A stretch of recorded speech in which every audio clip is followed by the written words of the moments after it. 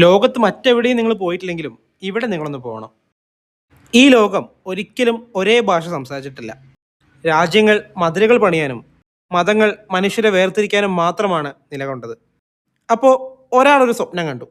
ആ സ്വപ്നത്തിൻ്റെ പേരാണ് ഔറോവില്ലെ എന്ന മനുഷ്യനായി ജീവിക്കുന്ന നഗരം. ആളുടെ പേര് മീര അൽഫാസ. വർഷം 1968. തമിഴ്നാട്ടിലെ ഒരു വരണ്ട ഭൂമിയിൽ ലോകത്തിലെ 124 രാജ്യങ്ങളിലെ മണ്ണുകളെല്ലാം കൂട്ടിച്ചേർത്തുകൊണ്ട് ഒരു നഗരം രൂപകൽപ്പന ചെയ്യുകയാണ്.